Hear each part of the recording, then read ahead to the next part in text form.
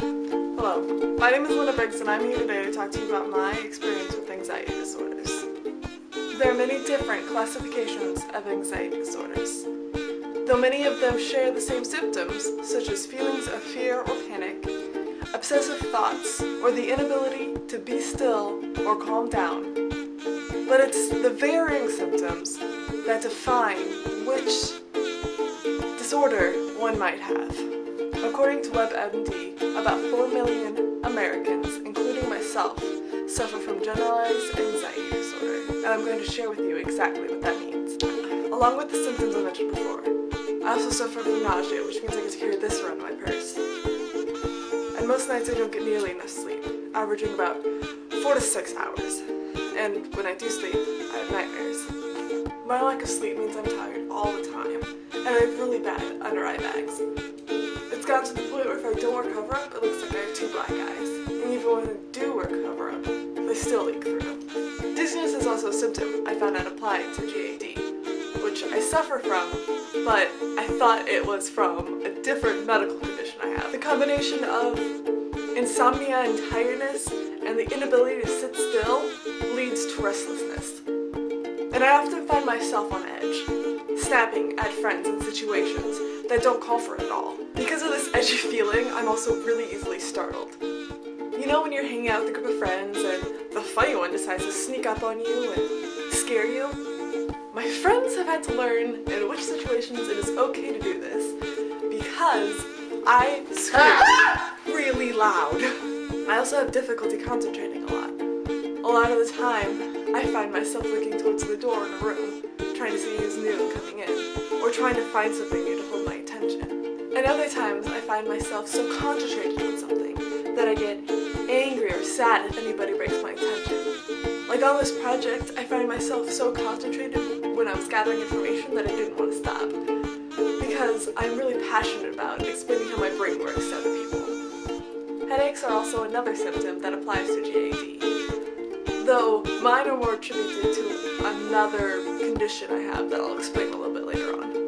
As I said before, lots of symptoms apply to multiple disorders, so GAD sufferers also suffer from bits of other disorders as well. I, for example, suffer from panic disorder and phobia disorder, specifically the phobia of fire and smoke. I almost died in a house fire a couple years back and haven't been able to shake it off. Along with these, those with GAD also have a higher chance of being diagnosed with other mental health conditions. I have had serious bouts of depression, attempting to take my life several times. Other issues that may arise include addiction issues from drug and alcohol use, which I have been on the verge of several times with my many medications, but luckily haven't had to combat.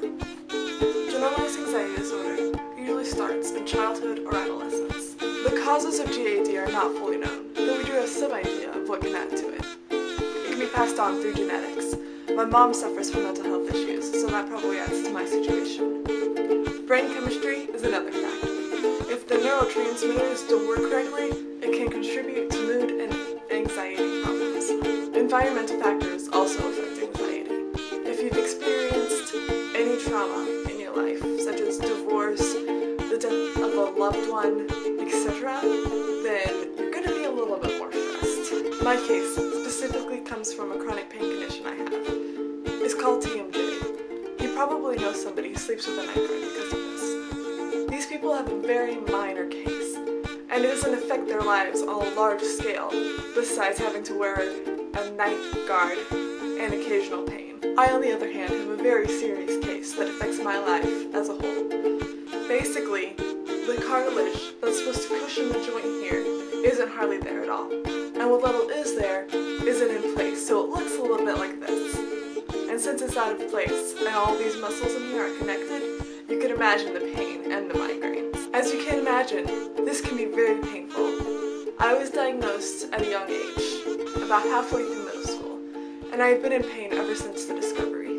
Prolonged pain like this is classified as chronic pain and comes with many mental health issues such as depression and anxiety. General anxiety disorder can be worsened by abusing substances such as alcohol and caffeine.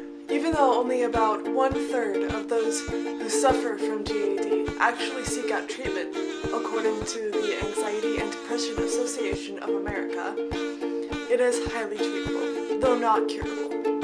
Treatment most often includes cognitive behavioral therapy and medication. My anxiety is under control today thanks to my psychologist and my pain doctor. My psychologist and I met weekly, and we talked about things that are stressing me out. She talked me through everything so that I could retrain my brain how to think realistically about my worries. Psychologists help limit distorted thinking by talking you through your problems and helping you look at them in a different, more down-to-earth way. A psychologist may work with a psychiatrist to help treat somebody who suffers from GAD. It took me forever to learn the difference between psychologists and psychiatrists. A psychologist cannot prescribe drugs, but a psychiatrist can. My specific psychiatrist didn't like to listen to me when I was telling him about my reactions to medication. I was sleepwalking and I just became more depressed.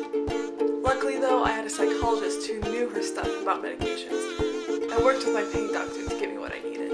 Most anxiety medications are only used in the short term because of their addictive and sedative natures. These are from a class of medications called benzodiazepines, and are sometimes referred to as minor tranquilizers. They work by decreasing physical symptoms. Some medications they may use include Xanax, Valium, and Ativan. For long-term treatment, most psychiatrists turn to depression medication, such as Effexor, Prozac, and Cymbalta. With depression medications, like anxiety medications, it may take a couple tries to find the one that's right for you. When I was going through this process, I kept falling asleep in class, and my depression just kept getting worse, and things like that. But finally we found the right one. It's called amitriptyline, and it helps with my anxiety, my depression, and my insomnia. My doctor says it's supposed to help with the pain too, but I haven't noticed that part. A usual treatment will include a combination of medication and therapy, but relaxation activities also help a lot, like yoga or meditation. Calming down your body will calm down the anxiety symptoms. Sometimes you just need a bubble bath and a day to yourself. Though there is no cure, stabilization is possible. It doesn't go away. Little bits will creep up into my life every once in a while, but for the most part, I'm okay, using these techniques to help keep me level. There are also some ways to prevent getting generalized anxiety disorder. If you know it runs in your family, and according to the Anxiety and Depression Association of America, women are twice as likely to get it as men, then these are some steps you can take. Lower caffeine consumption. I know this one's hard, but it really does help the body calm down, and then you can't succumb to its addictive quality. Exercise and eat healthy. This will help your brain stay healthy too. After a traumatic event, seek comfort. Talk to a friend or even a therapist if you need to. Talk through it so that you can overcome it. And like I said before, practice stress management. Yoga and meditation is a good way to keep the body and mind calm. Generalized anxiety disorder has affected my life in a big way. But thanks to my family, who saw that I needed help and got me just that, I'm alive and well and happier than ever. And I've even been able to use my experiences to help people facing the same symptoms